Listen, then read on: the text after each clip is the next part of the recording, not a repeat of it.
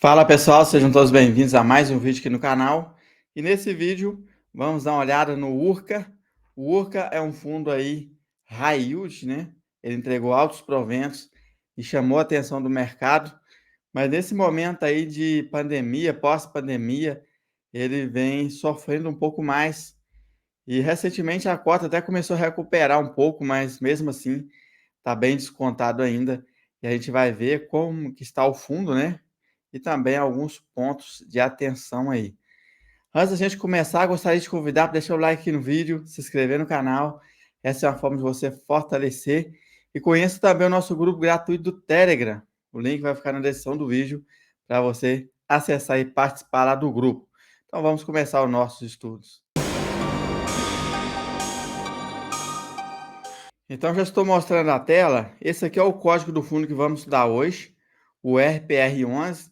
Então se você deseja comprar na bolsa, esse é o código. O valor da cota atual, R$ 87,60. Ele, nas últimas 52 semanas, já chegou a bater praticamente 102. O yield dele bastante alto, quase aí 20%, né? Mais de 18%. Está com a queda relevante nos últimos 12 meses. No mês atual, recuperou 5,29%. Então, está recuperando um pouquinho a cota. A gente pode ver aqui no gráfico, né? Ele caiu aí. A cota já chegou a bater lá os quase R$ 150. Caiu aí com a pandemia, né? E pós-pandemia veio sofrendo. E agora a gente pode ver que ele teve um pequeno aumento aqui na cotação, pequena alta. Mesmo assim, insignificante ainda, com relação às altas anteriores. Valor patrimonial 102,66. Esse é o valor que a cota vale patrimonialmente, se caso vender os ativos do fundo, né? Esse é o valor patrimonial. E a gente pode ver que o P sobre BP, que é o preço dividido pelo valor patrimonial, é o preço de mercado que ele está negociando agora, dividido pelo valor patrimonial, 0,85. Então a gente pode ver que se tiver abaixo de 1, significa que ele está negociando abaixo do seu valor patrimonial. Acima de 1, está negociando acima. Nesse caso, está negociando abaixo de 1, está com 15% aí, na verdade, de desconto. O valor patrimonial da cota 102,66. E no mercado, ele está negociando 87,60. Então está com desconto aí patrimonial de 15% para quem está comprando aí nesse momento. Valor patrimonial do fundo, 1,1 bi, né? Quase um 1,2 bi, na verdade, arredondando para cima. Ele está com 91,1 mil investidores, tem quase 100 mil aí cotistas, né? E aqui a gente vê a tabela de proventos. O fundo vinha pagando aí na casa de 1,30, por aí começou a cair. Aconteceu alguns fatores aí, né, abaixo da inflação. Nós passamos por um momento também de deflação, ou seja, inflação negativa. Isso impacta os resultados desse fundo porque ele trabalha com três indexadores. Ele trabalha com IPCA, IGPM e CDI. Então, se a inflação ela fica negativa, aí diminui a rentabilidade do fundo. E se o CDI cai também, tende a diminuir aí o valor que ele entrega por mês. E agora já estou com o relatório gerencial aberto, a gente vai dar uma olhada nele. É aqui que a gente encontra mais detalhes sobre o fundo. O objetivo do fundo é comprar CRIs, né, certificados de recebíveis imobiliários pulverizados, onde tem vários devedores. Ele trabalha aí com loteamento, prédios, casas, entre outros aí, da área aí residencial. A gente pode ver o início do fundo, novembro de 2019. Então não é um fundo aí muito antigo, né? Mas já tem alguns anos aí de operação.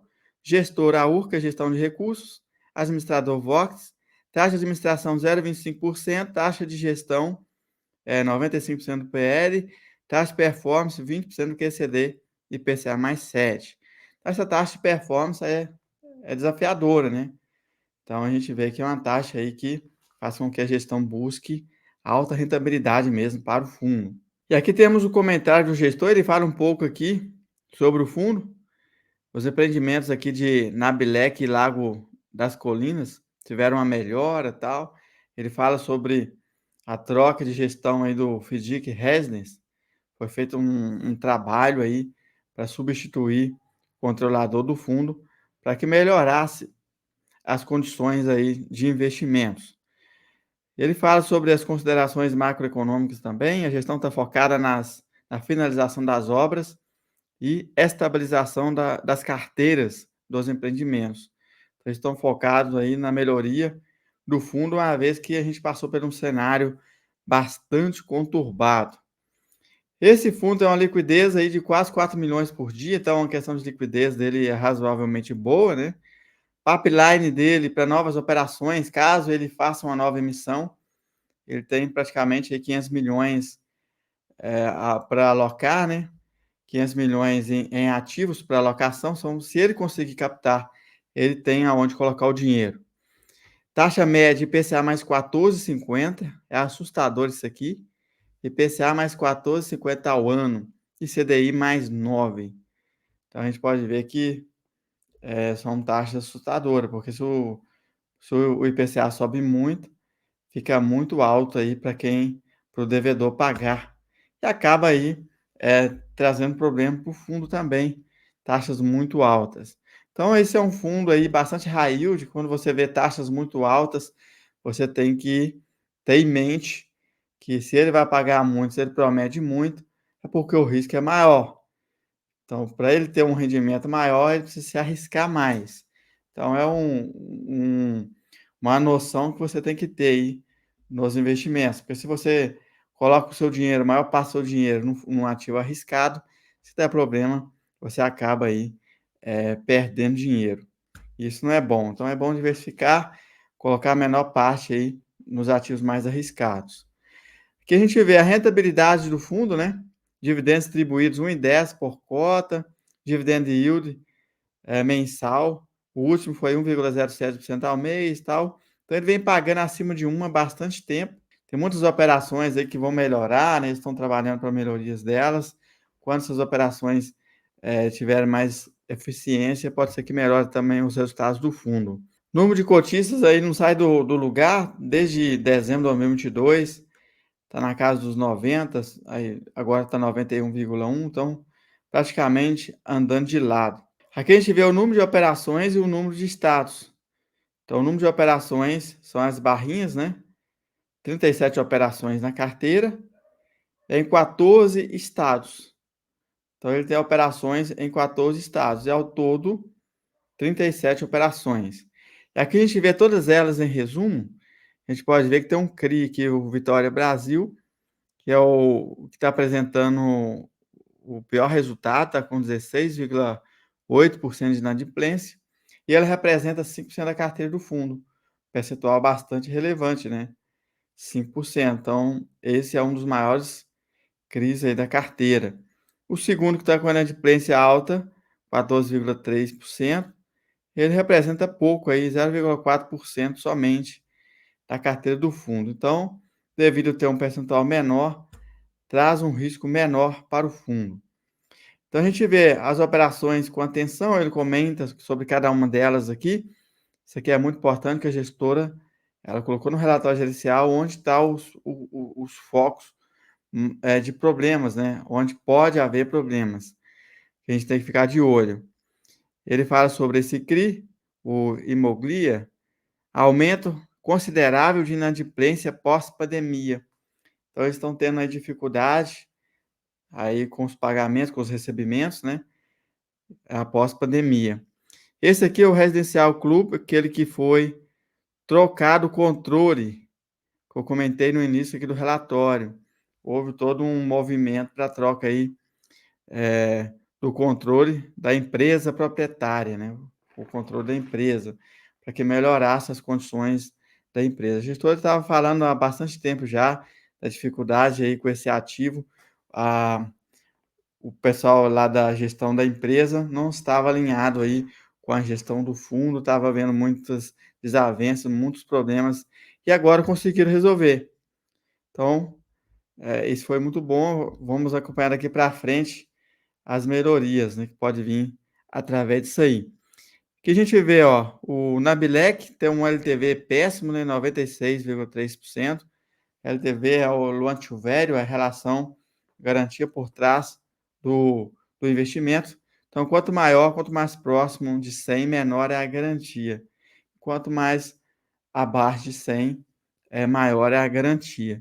Ele fala de um atraso de obras que ocorreu por conta do aumento do preço dos materiais. A gente viu que a inflação subiu muito aí nos últimos anos, e isso fez com que os preços subissem. Então, muitas construtoras tiveram problemas aí, por causa desse aumento de preço. E aí eles estão falando disso aqui. E o outro, o CRI residencial, né? E o outro CRI, Cristal Residence, ele fala um pouco dele aqui. Essa aqui a gestora desistiu de aplicar aí na operação, né? Desistiu de aplicar, aí ele quer a quitação da operação. Então está em negociação, tomara que dê tudo certo aí e não traga problema para o fundo. Não entraram aí em acordo ainda para quitação das operações. Inadimplência da carteira, né? Superior ao que a gestão julga saudável. Esse no Pacto Urbanismo. Então, essas aí são as operações de atenção. 5 operações que a gestora traz aí para a gente estar acompanhando aí para os próximos relatórios. A alocação da carteira, então a maior parte está em multipropriedade, 31%, loteamento, 23,2%, residencial horizontal, residencial vertical e assim sucessivamente. Por classe, subordinada é a mais arriscada, tem 11,1%. Então, esse aqui é um fundo high yield, mas a parte subordinada dele representa próximo de 10%. Esse é um ponto muito bom aí que eu vejo. Distribuição geográfica, então ele tem imóveis ativos, né, aplicações em vários estados aí do Brasil, então é diversificado geograficamente. Nesses estados mais escuros aqui é onde tem a maior parte. Então a maior parte está no estado de São Paulo, que é um estado muito bom para fazer investimentos. Por indexador, aqui está, aqui, ó, taxa média, IPCA mais 12,90, taxa média aqui de GPM mais 11,20 e CDI mais 10%. Então, as taxas médias deles são altíssimas. E a maior parte está em IPCA, 84,6%. Então, ele está dividido em 3 indexadores, conforme falei também no início do vídeo, mas a maior parte, a consideração maior está em IPCA. Então, quando o IPCA cai muito, impacta a distribuição de rendimentos. Um ponto positivo também é que ele tem proteção contra deflação. Nos períodos de deflação, aí ele não conta com inflação negativa em 99,5% da carteira, tem essa proteção. Vai no máximo ali no zero e fica ali no zero. Então, se tem um CRI IPCA mais 10, por exemplo, aí se a inflação der negativo, ele vai receber os 10% ao ano.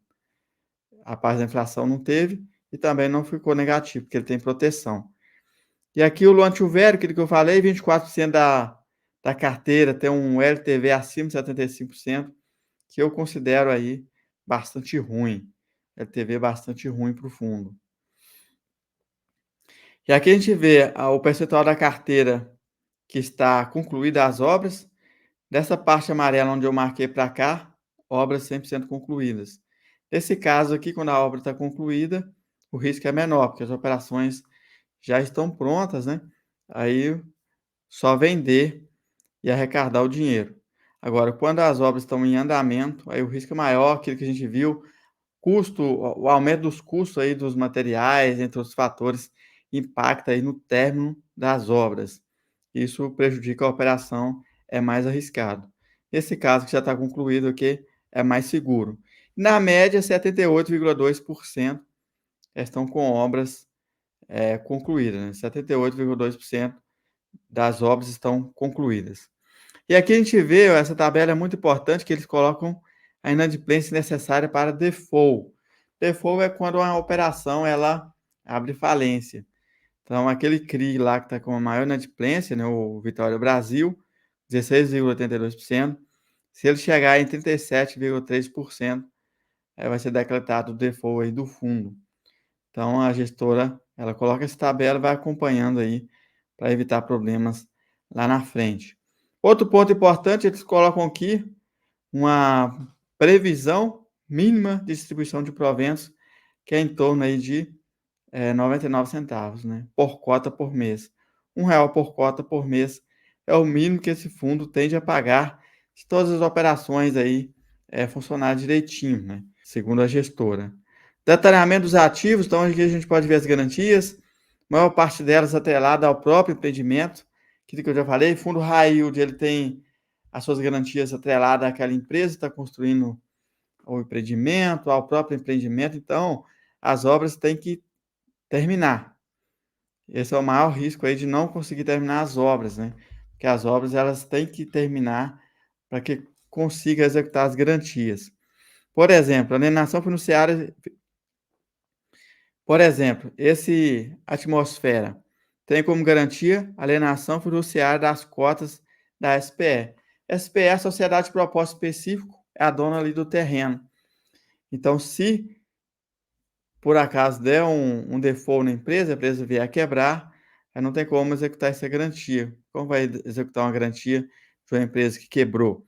Então, esses são os principais riscos aí dessas operações. E a gente pode ver que é comum em praticamente todas elas esse tipo de garantia. Outro tipo de garantia que é muito comum em fundo high yield, cessão fiduciária de recebíveis. Cessão fiduciária de recebíveis, todas elas têm também, ó. Isso significa que o fundo ele tem direito a receber os recebíveis dos ativos vendidos, em caso aí de inadimplência tal, não tiver conseguindo, a SPE não tiver conseguindo repassar para o fundo, ele tem prioridade nos recebimentos. Ele pode executar essa garantia caso seja necessário. Mas para que execute essa garantia, tem que ter recebíveis para receber. Se não estiver vendendo, ou estiver vendendo muito pouco, também fica difícil executar esse tipo de garantia, né? E aqui a gente vê as outras, Casa Hold, alienação fiduciária de SPS, gestão fiduciária de recebíveis de aluguel, essa aqui, ó, alienação fiduciária de cotas da SPS, esse é o Cristal Residence, tá aqui as garantias dele. O De Paula, e assim sucessivamente, a gente olha praticamente todas aí, são parecidas, mesmo tipo de garantia. Então, esse é o risco maior desse tipo de fundo. A dificuldade de executar garantias caso uma empresa dessa venha à falência, uma SPE venha à falência e não consiga terminar os empreendimentos. Então, esse foi o estudo aí do URCA 11. Espero que você tenha gostado, que você tenha se atualizado. Esse foi o estudo aí do relatório gerencial. A gente viu alguns pontos. É um fundo aí que entrega bastante proventos, né? O mínimo que ele tem de entregar é 1% ao mês, que é uma rentabilidade boa, mas a gente viu os riscos estar envolvidos aí nas operações. São operações de loteamentos, isso tem inadimplência, tem outros tipos aí de riscos envolvidos que o investidor tem que ficar atento. Mas o interessante é que você mantenha uma carteira diversificada em vários tipos de ativos diferentes para que você não se prejudique caso uma operação ou um fundo dê errado. Gostaria de reforçar que esse canal não indica investimentos. Os ativos citados aqui jamais podem ser considerados como indicações de compras ou vendas. Se você assistiu até aqui e não deixou o like, deixa o like, se não é inscrito, se inscreva e venha participar do nosso grupo gratuito do Telegram. Link na descrição do vídeo. Um grande abraço e até o próximo.